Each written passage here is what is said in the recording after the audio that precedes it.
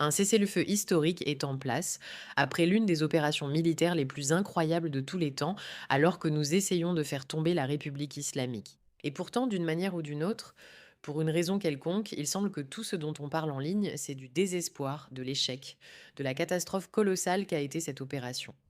Et il ne me semble pas que les personnes qui comprennent ce qui s'est passé face au reste du monde soient sur la même longueur d'onde. Parce qu'il me semble que c'était un succès incroyable. Cela a-t-il abouti à la victoire attendue, la chute de la République islamique et le soulèvement du peuple iranien? Non, pas vraiment. Mais cela a accompli des choses vraiment, vraiment importantes. Et pour une raison quelconque, nos médias sont tellement obsédés par le fait de démoraliser nos sociétés et d'essayer de faire passer les dirigeants pour des ennemis, qui prennent de bonnes décisions fermes pour nous, qu'ils n'autorisent de personne à prendre un moment pour apprécier le caractère incroyable de ce qui vient de se passer. Le sauvetage des pilotes de chasse, l'anéantissement total de la capacité de reconstruction des missiles balistiques, la neutralisation des capacités nucléaires, ce que nous avons fait à leurs dirigeants dans les premiers jours, l'alliance et les opérations sans précédent, même sur le plan technique, et le fait que Trump ait réussi à sortir de la crise économique et faire une pause pour voir si nous pouvons réajuster un peu les choses. Ce n'est pas du tout présenté ainsi en ligne. C'est présenté comme un autre exemple montrant que Trump ne veut que la guerre, que Bibi Netanyahou utilise cela à des fins politiques, que nous avons simplement cédé et perdu. Et je dois dire qu'il y a une part de moi qui comprend cela, qui le comprend parfaitement. Pourquoi avons-nous lancé cette opération insensée pour qu'elle ne se termine pas parfaitement? Et il y a beaucoup à débattre à ce sujet, vraiment beaucoup. Le fait que cela ne se soit pas terminé parfaitement ne signifie pas un échec total. Nos médias ont, selon moi, complètement échoué car c'est précisément là qu'ils veulent à vous amener.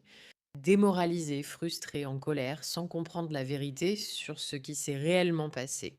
Je commence par cette vidéo car elle rappelle ce à quoi nous faisions face et pourquoi la guerre a commencé. Maman, papa, tenez la main de vos enfants, venez dans la rue. Vous voulez que vos enfants deviennent des hommes? Laissez-le sentir qu'il est un héros, qu'il est entré dans l'arène, qu'il mène la bataille, qu'il prend les devants. Maman, papa, demandez à vos enfants, ces nuits-là et les épreuves, est-ce que les enfants deviennent des hommes, maman? Ces enfants risquent de ne jamais devenir adultes car ils pourraient être tués. Pourquoi l'Amérique et Israël s'opposent-ils à la République islamique?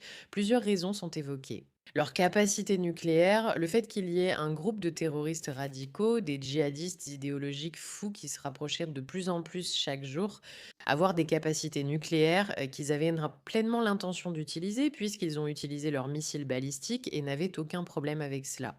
Deuxièmement, il représentait une menace directe pour les Américains et pour les Israéliens depuis 47 ans, mais beaucoup plus depuis qu'ils ont intensifié la guerre l'année dernière.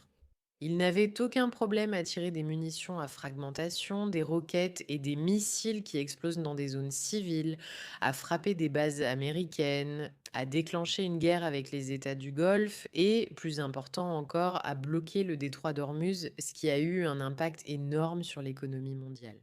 C'est ce genre d'entité à laquelle nous sommes confrontés. Et nous avons vécu pendant les 47 dernières années avec un statu quo, avec le fait que, d'accord, il y a ces psychopathes qui dirigent notre monde à travers le Moyen-Orient en contrôlant le pétrole, et nous devons simplement l'accepter. Un changement s'est produit, un basculement s'est opéré où les gens réalisent que cela ne peut pas vraiment être le cas. On ne peut pas leur permettre d'avoir un contrôle total sur des zones comme le détroit. Quelque chose doit changer. Et ce quelque chose, c'était la République islamique. Mais cela nous amène au troisième point. Que représente l'Occident? La supériorité morale et les systèmes de croyance que nous devons au monde. Quand on affirme l'Amérique est une superpuissance ou Israël est l'armée la plus morale du monde, cela signifie que nous avons la responsabilité d'empêcher les régimes nuisibles d'agir ainsi. Mais pouvons-nous intervenir partout? Non. En Corée du Nord, par exemple, c'est impossible à cause de leur capacité nucléaire. Peut-on stopper toutes les souffrances? Pas vraiment.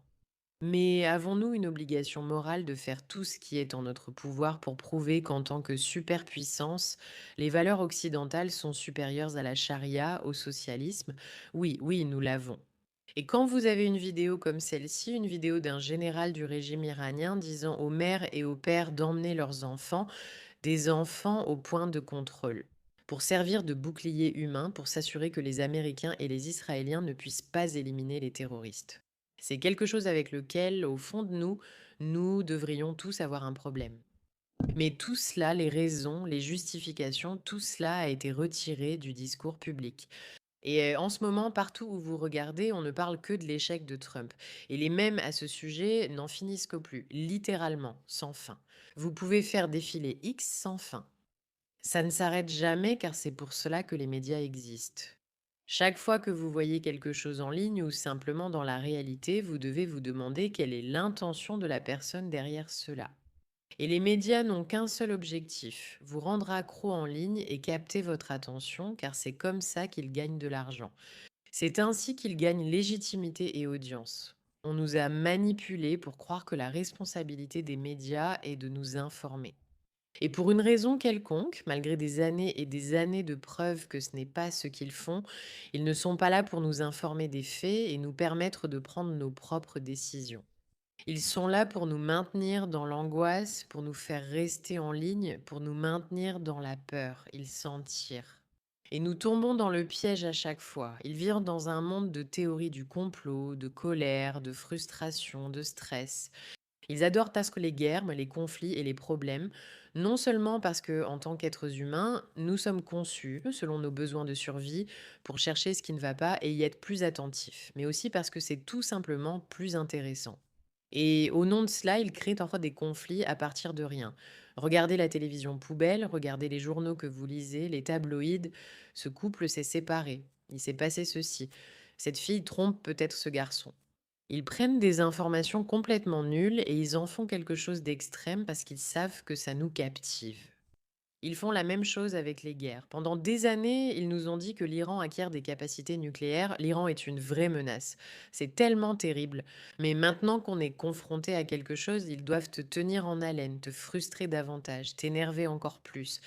Alors ils ont inventé un nouveau truc. Cette guerre est absurde, inutile. Trump est le problème, le méchant. Regarde ce qu'il fait.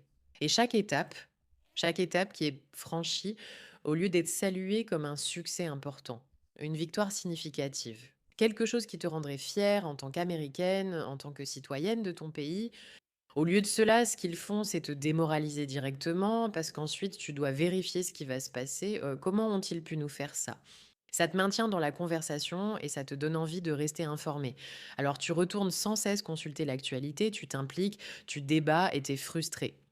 Toi, en tant que citoyenne d'un pays qui a participé à l'opération contre la République islamique, tu devrais te sentir incroyablement fier. Leurs capacités balistiques et de fabrication, ainsi que leur aptitude à produire des armes nucléaires, sont presque nulles. Dans 2 semaines, si le désarmement nucléaire complet n'est pas accepté, l'Amérique et Israël pourraient intervenir et éliminer l'uranium. Réussiront-ils? Nous l'ignorons, mais c'est prévu. Ils ont rouvert le détroit, cédant ainsi à la pression occidentale. Beaucoup d'événements ont eu lieu, les 2 pilotes ont été secourus. C'est inédit et incroyable. Est-ce la fin du régime islamique? Non, tu n'as pas à te concentrer seulement là-dessus. Observe les victoires et ce que nous avons accompli en tant que société. Nous avons reconnu que le régime islamique posait problème et n'était pas acceptable. Nous avons compris qu'il fallait un changement, une transformation. Et non, presque personne n'a été sacrifié pour cela. Bien sûr, chaque personne qui est morte, chaque personne qui a été blessée, c'est une tragédie immense, immense, immense pour nous. Mais au final, dans l'ensemble, lancer une opération de 38 jours contre un régime terroriste qui se construit depuis 47 ans et pouvoir dire qu'il y a eu moins de 100 victimes, sans parler de 1000 victimes de notre côté, c'est sans précédent. C'était une victoire incroyable pour l'Amérique et pour Israël. Était-ce la victoire finale? Non, ce ne l'était pas. Est-ce frustrant? Absolument. Mais est-ce que cela veut dire que vous devriez vous promener démoralisé par rapport à votre pays, en pensant que l'Amérique est encore une fois du mauvais côté de l'histoire, en pensant qu'Israël a simplement cédé? Non, ce n'est pas ce qui s'est passé. On nous a dit que le régime islamique, en vrai, c'est une petite chose qui n'est pas vraiment une menace. On nous a fait croire que les guerres pouvaient simplement se gagner comme ça. Vous regardez un film, vous savez que Game of Thrones, ils arrivent et détruisent rapidement toute une société. Ce n'est pas comme ça que ça fonctionne. Cela prend des années et il faut des données, des informations, du renseignement et des capacités militaires sans précédent. Et nous avons fait tellement de bien pendant cette période. Je vous laisse sur cette note qui est ce rappel. Si vous lisez quelque chose qui vous dit constamment, constamment, constamment que votre pays, votre société, vos dirigeants échouent tout le temps, ne le lisez pas. N'y faites pas attention, ce n'est pas vrai. Oui, il y a peut-être eu des erreurs et le cessez-le-feu est peut-être arrivé trop tôt ou était inutile. Il se peut que nous devions repartir pour un nouveau round, ce qui est très frustrant. Croyez-moi, je le suis aussi. Mais n'avez-vous vraiment rien dont vous puissiez être fier? Non, c'est un mensonge. Et si vous y avez cru, on vous ment. Ne gaspillez pas votre énergie là-dessus. Vous vivez à une époque incroyable de l'histoire. Une époque où votre pays est capable de se relever, de se défendre, de riposter, de défendre ses valeurs et d'aider les autres pour que ces valeurs puissent perdurer. Et ils l'ont fait avec presque aucune perte. Ils ont agi face à une machine de propagande sans précédent, faisant croire aux Américains à un échec total, tandis que le régime islamique coupait les médias iraniens, nous empêchant de voir la réalité. C'était et c'est toujours un moment historique que nous avons la chance de vivre, et moi personnellement, je suis tellement reconnaissante d'être à cette époque. Rappelez-vous, mes les amis, le rôle des médias est de vous démoraliser et de vous maintenir dans l'angoisse et de vous garder rivés à Internet. Ce n'est pas de vous informer. Vous devez mieux faire la part des choses. Ne soyez pas démoralisés, gardez espoir et soyez fiers d'avoir participé à quelque chose d'incroyable. Merci de votre attention. Souvenez-vous, nous traverserons cela ensemble.